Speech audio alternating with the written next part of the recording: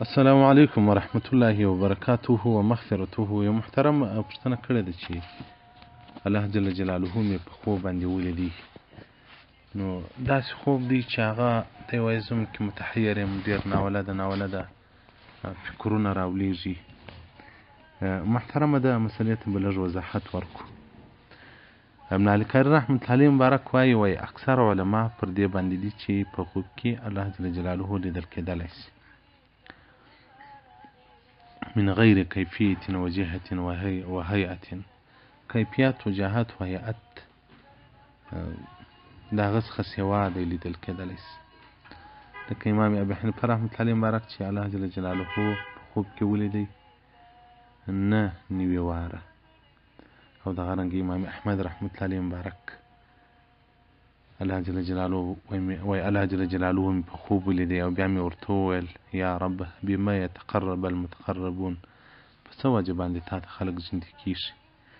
وایي ده راته وویل بکلام یا احمد، زما په کلام سره زما قرآن ډېر څوک تلاوت کوي. وایي ما ورته وویل بفهم او بغیر فهم، که سړی په فهم سره وایي او کې بیا له فهمه وایي. وایي ده راته وویل که په فهم سره وایي کې بیا له فهمه وایي. د چا معنا زده ده په قرآن کې فکر کوي وایي، څوک یې دغسې ساده وایي. او دغه رنګه یو روایت راځي رسول الله صلی الله علیه وسلم مبارک وایي رأیت ربي فی المنام، ما الله جل جلاله هغه په خوب کې ولیدی. شرح د فقه الاکبر صفحه 356 رؤیت الله تعالی فی المنام دې ته پوره وضاحت ورکړی دی. او دغه رنګه ابن علي کاري په مرقات جلد التم صفحه 425 کتاب رؤیا حدیث رقم 4609 کې دې ته پوره وضاحت ورکړی دی. هغه وایي که څوک الله جل جلاله خوب وویني، مثلا په داسې صورت کې وویني د سپین ږیري په شکل کې وویني، یا د یو لغړزنې په شکل کې وویني، یا د په یو بل شکل کې وویني، دغه ټول هغه څه دي چې باید تعویل ورکول سي.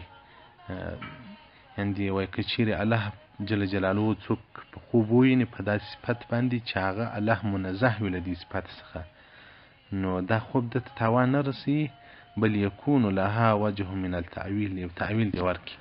دا محترم وایي ما خوب لیدی چې الله جل جلاله پر موسیقل باندې سپوري، د دې موسیقل په سلمسر پر شیطان تړلی وي. نو وایي دا موسیقل اسمانو ته پورته سي، وایي دا شیطان ته یو نوع عذاب او یو نوع تکلیف ورکوو چې هغه په موسیقل پرې تړلی دی. دی وایي زه نه پوهېږم دا څنګه خوب ما لیدلی دی. نو محترمه خوب دی سم خوب دی، په دې نه سړی کافر کېږي نه په دغه خوب باندې، خو دا ته تعویل ته ضرورت لري چې تعویل ورکړې. هغه نو ته په دې خپل ژوند کې فکر وکړه او په د خپلو اعمالو کې فکر وکړه او له شیطان سره دښمني پیدا کړه. نو د دې خوب معنا هم دا ده، الله جل جلاله په قرآن عظیم شان کې راته وایي شیطان زما دښمن دی او ستاسو دښمن دی. نو د الله دښمني خو له شیطان سره معلومه ده چې د الله شیطان نه دی خوښ. نو ته هغه اعمال پرېږده چې د شیطان خوښ وي، هغه اعمال شروع کړه چې هغه د شیطان نه یې خوښ، د الله خوښ یې.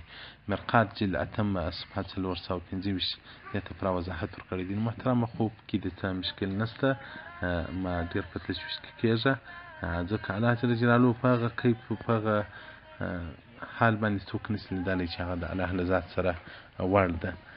خو لیکن داسې خوبونه به بعضې خلک ویني چې الله جل جلاله په یو بل صورت کې ویني، هغه عین الله نه وي، هغه یو خیال وي، هغه انوار وي. والسلام علیکم ورحمت الله وبرکاته ومغفرته.